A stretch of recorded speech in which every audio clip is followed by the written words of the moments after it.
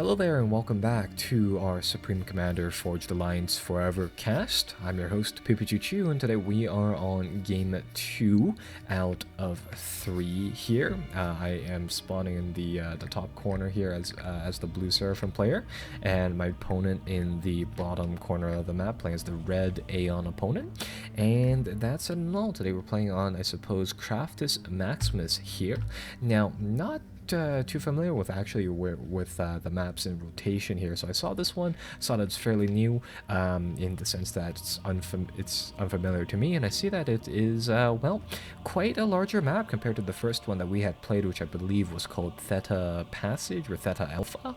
And notably, this map has this large naval element, or large naval bordering around all of the land portions of the map at the very least. In addition to that, you got these two cliff sides interable from opposing sides, where it sets up quite nicely for a cliff's edge view over the bottom portion of the map here. So I am going for a land factory I suppose move or opening, not necessarily expand. And that said, I saw that this map has a whole bunch of these mass points and it gives you a hydrocarbon generator right away, so I'm going to pick this up real fast, and I am going to hopefully kickstart my air production as soon as possible from this. That said, build it, and well, following that, I get a air factory out immediately.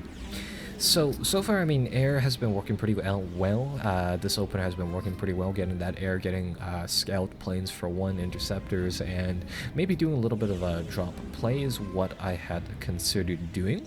So that said, coming from the first match, I was actually very surprised by that artillery drop. I thought it was a neat strategy, so I decided that I might seek to try to copy it.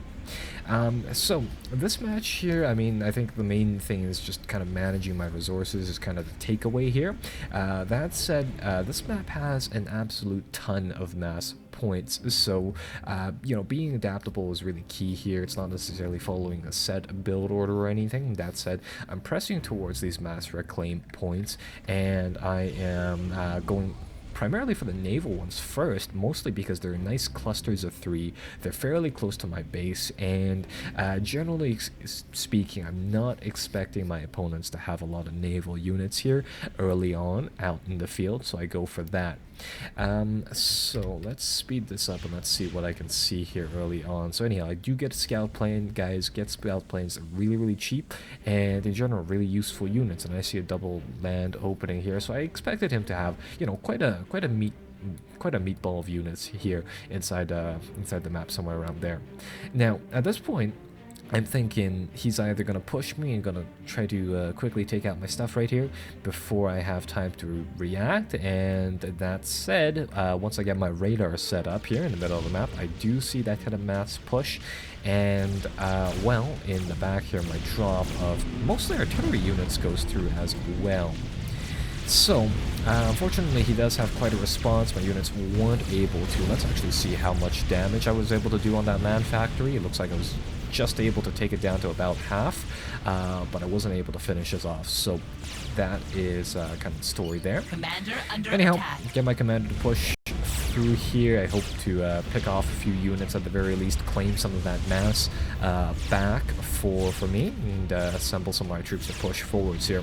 So one of the concepts about the game is reclaiming units. If you see dead wrecks on the map, you can reclaim them back into mass, making it a nice and easy way to kind of reward you for gaining map control, but also, you know, kind of giving an edge for an opponent that can reclaim those battlefield graveyards, but also kind of a comeback chance for a defending player, being able to kind of suck the battlefield drive really near their base.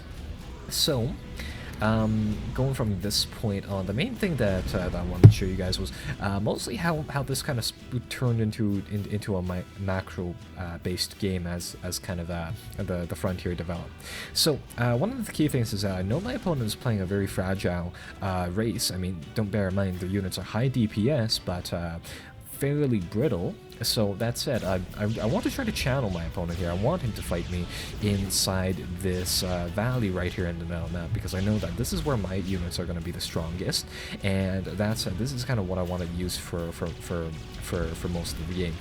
I see that I'm capped out on resources and constantly maxing out on energy and mass, so I want to get as many land factories functioning as possible at this time, so I decided to queue up 2 right here and just in general kind of expand my production from there.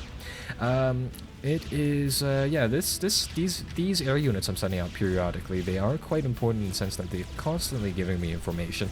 I see this play coming from the side trying to do some raiding damage on my master claim points, so I decided to send some of the reinforcements there, and again, I don't necessarily need all my forces within this channel here in the middle map, so get a few units to defend. I decided to claim those master claim points anyways. I'm confident in my ability to defend there, and again, some naval play going on at the same time. Right, so in the meantime, I know that I need to put some pressure onto my opponent. I see that he has claimed the middle of the map for better or for worse, so I decide to kind of push forwards here. Again, kind of exploit my advantage there to really kind of press into this area of the map. Now, I see that his commander, I try to put some pressure on that, of course, try to do some damage, and try to nick away some of the health. So, yeah, that's kind of what happens here. One of the things that you may have noticed is that his commander has exactly 10,000 hit points, I believe, or 11,000 hit points. Mine actually has 11.5k hit points. So again, just kind of plays into that slightly beefier role. See the drop coming for something, and it looks like it drops in an engineer. So kind of a cool play. Now, I messed up my micro right here. I decided to put my commander in front and I decided to pull my troops back, mostly because I did not see the raid here come through. I'm guessing that at the end of the day he decided to pull back once he realized that I saw it with the bomber, but at the time I was really confused as to kind of why that didn't show up in the end. So that's that. And anyhow, again, once my opponent comes anywhere close to this valley, I'm gonna punish for that, and I'm gonna press them up.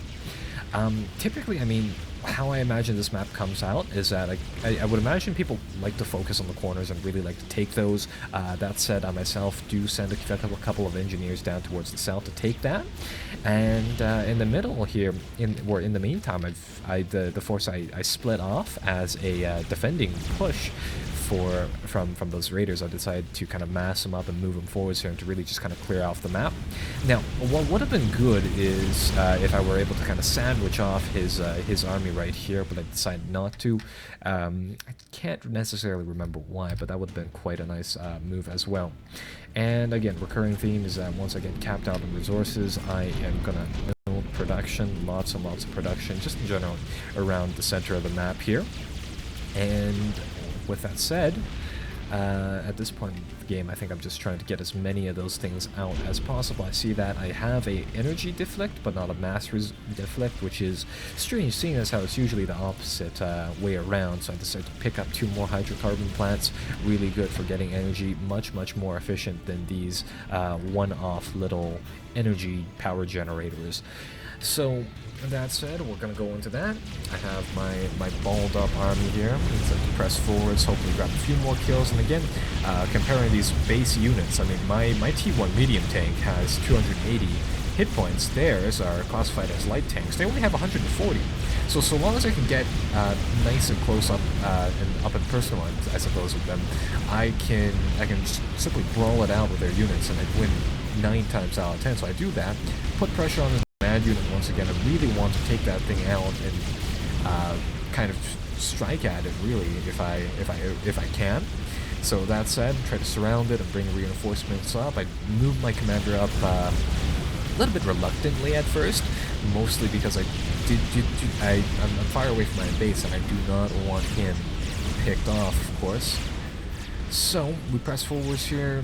We see a couple of turrets being dropped by opponent. Under attack. Really difficult to deal with the solely tanks, and again, I have this habit of moving my army but not my commander back, so once he has his production up and running, producing a couple of units, he does get some of those kitey shots off on my my commander right here.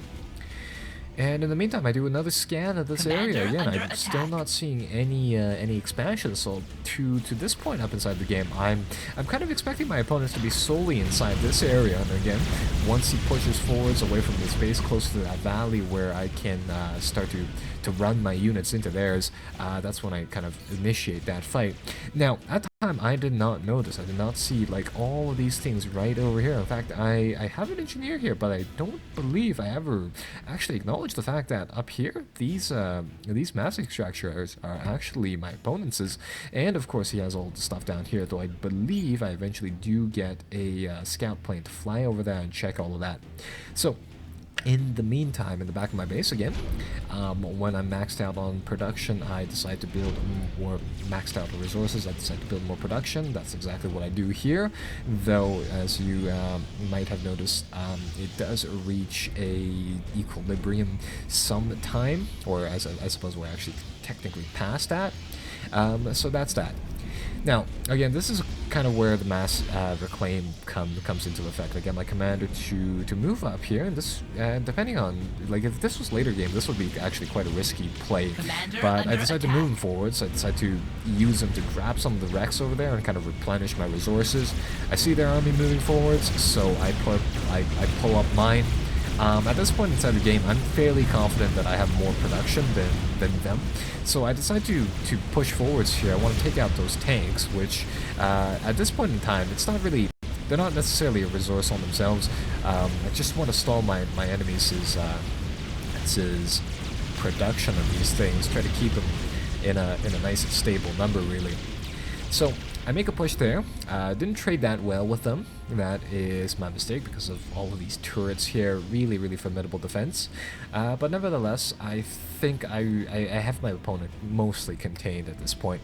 Now, it is useful to know that he was indeed ahead in terms of resources, mostly because of the naval front here. But at this point in time, I figured that if I do eliminate him fully from this land region, I mean, honestly, the naval stuff will be second class, right? So long as I can make this push.